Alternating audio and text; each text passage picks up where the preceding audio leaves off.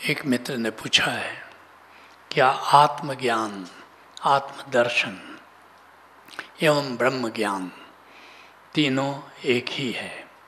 इसकी सहज प्राप्ति की विधि पर प्रकाश डालने की कृपा करें। पूछते हैं, आत्मदर्शन, आत्मज्ञान और ब्रह्म ज्ञान क्या एक ही है या भिन्नता है? और फिर इनको जानने की विधि क्या है? तीनों में भिन्नता है, कुछ समानता है, कुछ भिन्नता है। तीनों का संबंध निराकार से है। आत्मदर्शन, आत्मज्ञान और ब्रह्म ज्ञान। आकार से इसका संबंध नहीं है, इष्ट से इसका संबंध नहीं है। आत्मदर्शन क्या है? हमारे भीतर घटाकाश है, निराकार है। ध्यान में तुमने निराकार को जाना, क्योंकि निराकार को जान करके ही ध्यान हो सकता है। वैसे सारी दुनिया में ध्यान के नाम पर बहुत कुछ हो रहा है। 99% लोग निराकार से परिचित नहीं है।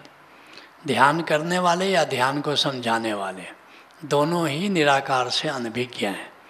लेकिन जब तक निराकार का ज्ञान नहीं हो, भीतर की शून्यता का ज्ञान नहीं हो, तब तक कोई ध्यान नहीं कर सकता।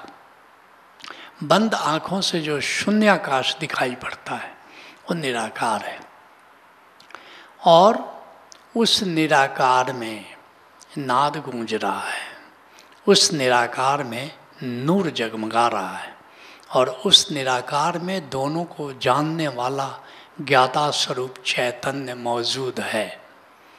आत्मदर्शन का अर्थ हुआ कि आत्मा के किसी आयाम का तुम अनुभव कर रहे हो, तो आत्मदर्शन होगा। जैसे तुम नाद सुन रहे हो, नाद सुन रहे हो, तो नाद का श्रवण भी एक तरह से किसी की बात सुन रहे हो, टेलीफोन से ही सुन रहे हो, तो दूरदर्शन तो कर ही रहे हो। उसी तरह तुमने सदगुरु के माध्यम से वहाँ जगमगा रहे नूर को देखा। जैसे वशोधरा में ध्यान समाधि में नाद से परिचित होते हो, सुरति समाधि में नाद श्रवण के माध्यम से समाधि में जाते हो, और फिर निरति समाधि में आते हो तो दिव्यालोक को जानते हो। तो नूर से परिचय हुआ तुम्हारा। अब आत्मा के नूर को तुम देख रहे हो, तो आत्मदर्शन हो रहा है। उसी तरह से अमृत समाधि में अमृत तत्व को जानते हो, आत्मा के शाश्वत सत्ता से परिचित होते हो, और फिर अमृत का अनुभव करना शुरू करते हो, तो आत्मदर्शन हो गया। उसी तरह से आत्मा के कई डायमेंशन हैं, जैसे ऊर्जा है, शक्ति है, दिव्य गंध है, दिव्य स्वाद है, दिव्य खुमारी है, दिव्य मंगल है, दिव्य उमंग है, दिव्य आनंद है, दिव्य प्रेम है। बहुत सारे डायमेंशन है, और किसी भी डायमेंशन से परिचित हो रहे हो, किसी भी डायमेंशन का अनुभव कर रहे हो, ये सब आत्मदर्शन है। चैतन्य है, चैतन्य को जान रहे हो, आत्मदर्शन, ये सब आत्मदर्शन है। तो ये पहला चरण ऐसा कह लो।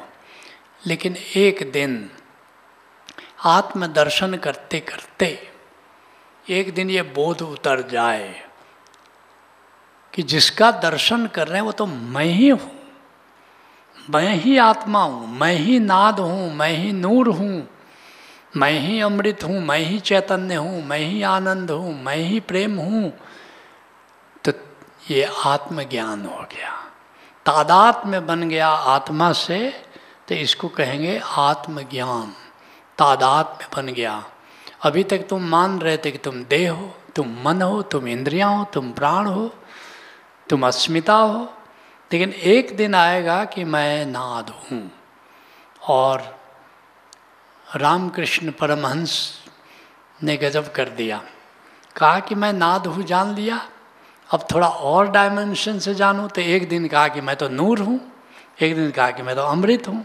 जैसे लोग एमए करते हैं, हिंदी में एमए कर लेते हैं, फिर सोचते कि अब थोड़ा डबल एमए किया जाए, पॉलिटिकल साइंस में भी एमए कर लिया, डबल एमए कर लिया, फिर तीसरे में कर लो, जितना चाहो।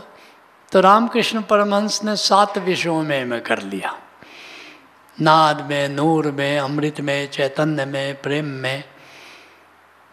तो मुझे भी बड़ी प्रेरणा मिली ओशो से जब सुना, तो मैंने 21 विषय में एमए कर लिया। तो मैंने सोचा कि जब मैंने कर लिया तो अपने लोगों को क्यों न कराएं। तो ओशो धारा में भी तुम्हें हम 21 विषय में एमए करा रहे हैं, हर आत्मा के डायमेंशन।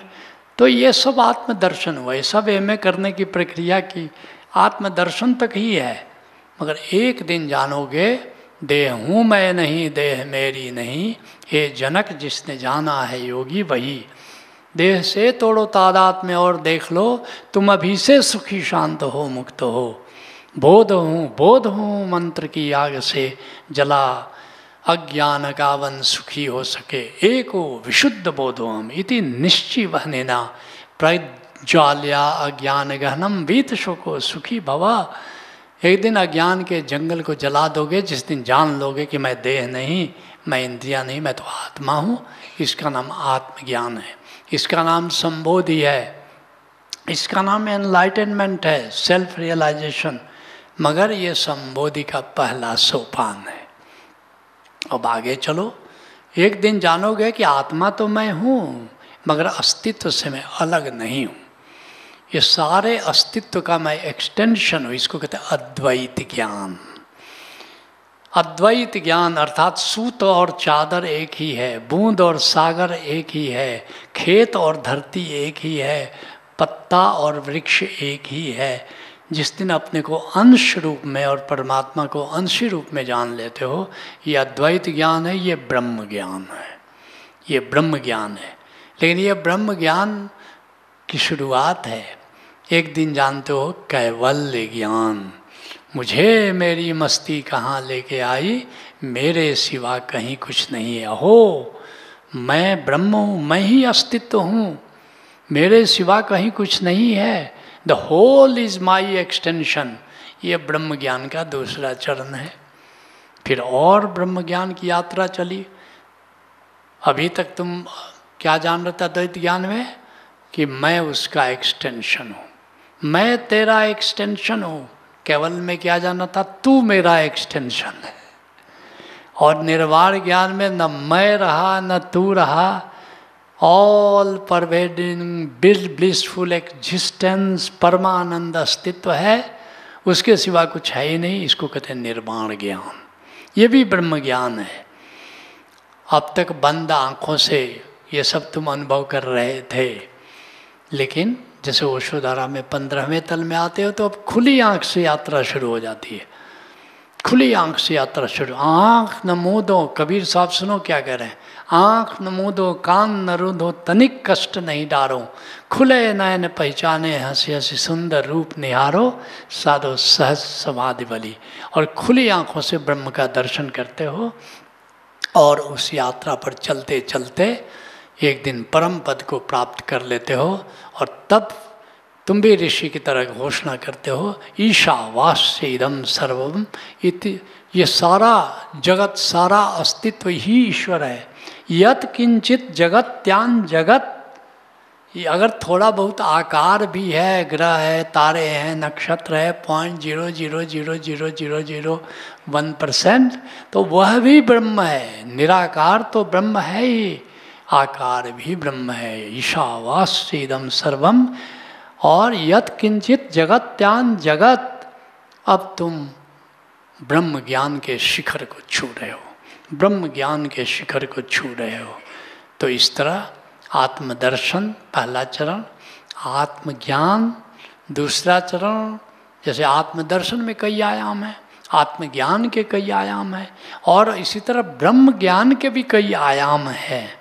लेकिन सौभाग्य की बात है कि अस्तित्व का जो भी ज्ञान है, या अतीत में जो भी ऋषियों ने या जो भी अलग अलग परंपराओं में, मोहम्मद की परंपरा में, जीसस की परंपरा में, लाओ से या बुद्ध की परंपरा में जो भी ज्ञान अब तक उपलब्ध था, सब ओशो ने हमारे लिए उपलब्ध किया और ओशो धारा में सबका अनुभव कराया जा रहा है।